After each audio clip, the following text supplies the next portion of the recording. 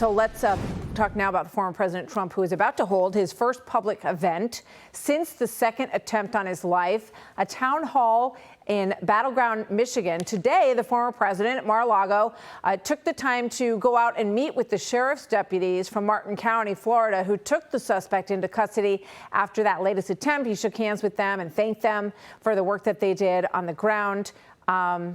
Nice moment between them. I'm sure they were very proud to be recognized in that way by the former president. Let's bring in Trump 2024 senior advisor Alina Habba. Alina, always good to have you with us. Thanks for joining us today.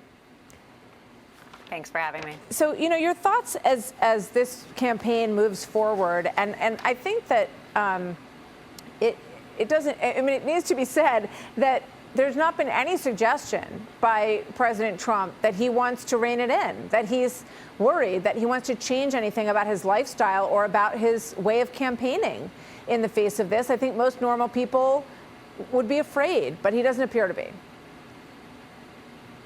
No, he's not. That's exactly why he was the president. That's exactly why we need him to be the president. The man has no fear in the face of opposition. He is absolutely determined to save this country. If anybody ever had any doubt, this is just the proof that you will never get out of any debate, out of any speech, out of any rally. This is who the man is. He was off the course and cared more about whether his friend Steve Witkoff was okay than himself. Grateful and gratuitous, as we just saw at Mar-a-Lago today with the Palm Beach Police Department, who he admires.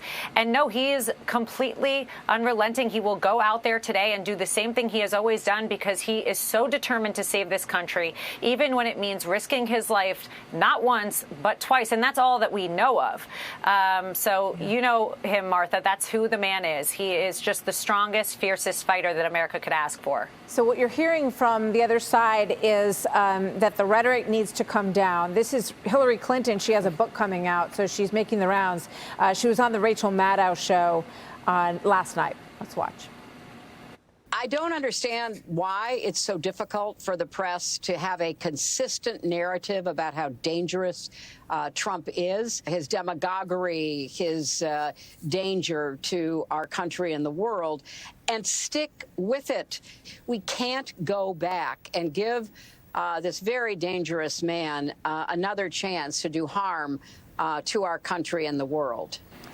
Thoughts on the discussion around rhetoric that's happening right now, Alina? That rhetoric itself is what they would call an insurrectionist or insurrectionist language. If President Trump did it, if I did it, or if anybody on the Republican side did it, that language that Hillary Clinton used is a disgrace. The language that you look at Kamala Harris and her team saying that he's a threat to democracy is the reason we have people believing they can be weaponized, truly weaponized, not weaponized as in the legal system, weaponized as in AR-15s outside his golf club and a smile on their face when they get caught after trying to assassinate a former and likely future president. The language and the rhetoric, Martha, comes from the left. And the fact that Hillary Clinton is so brazen to plead with the media to help the rhetoric be more aggressive towards a man who just had 2 attempts on his life. She should go pray. You know what? I'm going to pray for her, because that is the most disturbing thing I have ever seen. In terms of, you know, lifestyle change and what may or may not happen, here's some suggestions this morning from Joe Scarborough on Morning Joe. Watch. Why is the Secret Service even letting him go out on golf courses? Because, again, a lot of golf courses are tucked away. These Trump courses are on busy roads. There are also real security concerns, particularly at this course here, which is West Palm Beach. They can't stop him from what he wants to do, but their ability to protect him goes down in a massive, sprawling golf course. You know, I mean, many presidents play golf to unwind. We know that they all have very intense schedules. And as I keep saying, this is a place, and I know you know very well from being there, that he plays at very often, right? So I can't figure out why these holes haven't been fixed by the Secret Service, given the fact that he goes out there all the time.